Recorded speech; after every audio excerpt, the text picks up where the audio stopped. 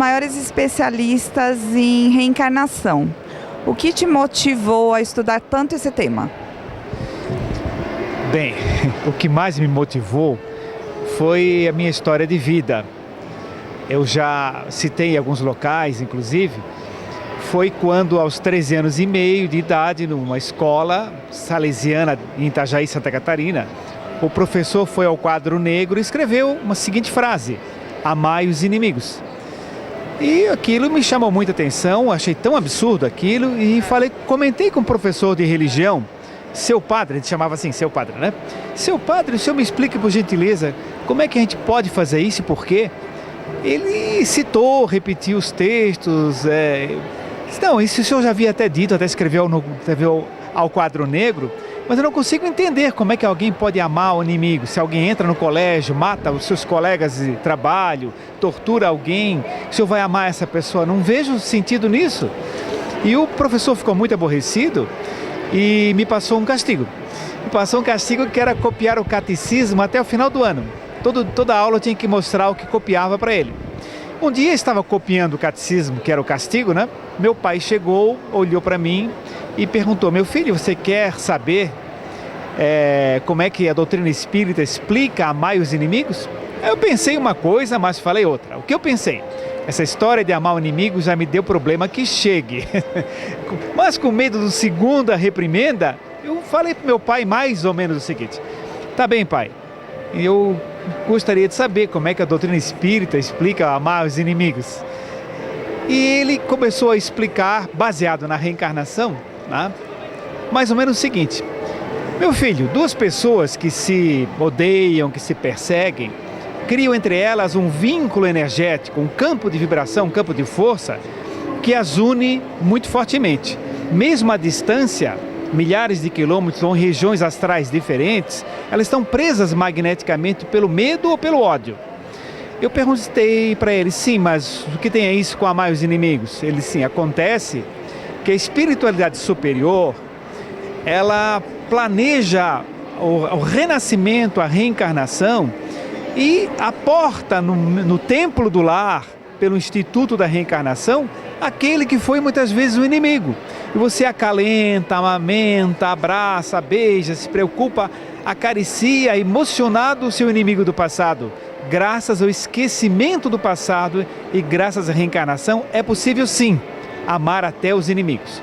Aí eu comparei a não explicação que recebi na escola e a explicação espírita sobre a reencarnação, achei fantástico. E daí para diante comecei a estudar o tema. E como aplicar todo esse conhecimento nos livros que o senhor escreveu ao longo da sua vida? Bem, a reencarnação, ela tem aspectos filosóficos, o porquê que reencarnamos, para que nós reencarnamos, quem nós nos reencontramos.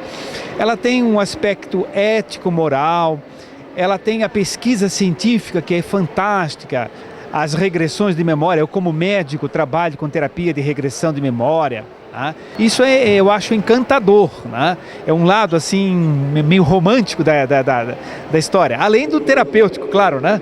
Além do terapêutico, que a gente procura corrigir, tratar e orientar os problemas.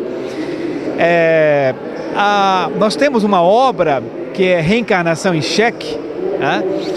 Onde nós colocamos todas as críticas existentes contra a reencarnação. As críticas dos pastores, dos bispos, dos filósofos, dos cientistas, questionando a validade da reencarnação, exigindo comprovações bíblicas, enfim. Então, nesse livro Reencarnação em Xeque, a gente junta todas as críticas e analisa uma a uma, respondendo o que a doutrina espírita explica e comprovando a reencarnação. Então, realmente, a gente é um campo de vida inesgotável e apaixonante. O Flávia Sonhos e Regressões foi seu primeiro romance. O que motivou o senhor a escrever esse romance? É uma pergunta interessante, porque depois de escrever diversos livros espíritas de estudo, de pesquisa, eu nunca imaginava que fosse escrever um romance, ainda mais que não é psicografado, né? Sucedeu um fato interessante. Nas minhas viagens para o exterior, até para outros estados, Manaus e tudo mais, De vez em quando alguma pessoa me procurava, que era médium, sensitiva, e dizia: Doutor Ricardo, o senhor ainda vai escrever um romance? Eu disse: não. Romance eu não, acho que eu nunca vou escrever um romance. Eu gosto mais de livro de estudo, de pesquisa. Mas, um determinado dia, eu sentei na frente do computador e comecei a escrever, né? E as ideias começaram a fluir, né? É algo que vem muito do meu inconsciente, de experiências de vidas passadas, das minhas viagens também pela Itália, quando eu faço palestras muito em Milão, né? E as coisas foram fluindo de uma forma muito agradável. Hoje eu já sinto saudades dos meus personagens. A Flávia, ela é baseada numa paciente, como que foi essa criação desse personagem? Bem, é o seguinte, eu trabalho com terapia regressiva a vivências passadas ou a vidas passadas, né? Então as regressões de memória que estão no livro são todas elas reais. Até os suspiros foram gravados, porque quando eu fiz o curso de terapia regressiva, nós entre os alunos, um fazia terapia do outro. Então teve um dos casos, uma das pessoas que eu fiz terapia regressiva e eu gravei todos os detalhes, né? Então evidentemente é outro nome, outra pessoa, algum deles ali até de outro sexo eu troquei para não haver possibilidade nenhuma de identificar. Mas são regressões absolutamente reais. Só que a gente encaixou na história, né? No meu livro, a Flávia é uma italiana, né, que mora à beira do lago de Garda, né? E o namorado dela, o amor dela, é de Milão, né, onde eu faço as palestras, né? Então tem algumas adaptações para não serem reconhecidos os personagens. Mas há 2 personagens cujos nomes foram mantidos, que é o Máximo e a Regina. O Máximo e a Regina, um casal, que eles dirigem o Centro Espírita em Milão, chama-se Sentieri dello Spirito. Qual o retorno, né, que os leitores do livro Flávia têm dado? É um retorno maravilhoso. Eu fico muito assim feliz com tudo que tenho recebido por e-mail, até por carta, e telefonemas de pessoal lá da nossa cidade também, clientes do consultório médico.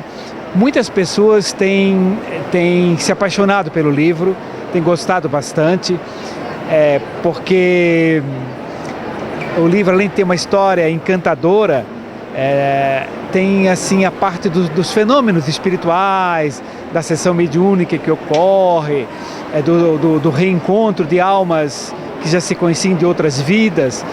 Então o retorno é muito empolgante mesmo, fico muito feliz com esse retorno. E só uma reclamação de muitos leitores que dizem: fiquei aborrecido aqui porque acabou o livro, estava tão bom de ler a história.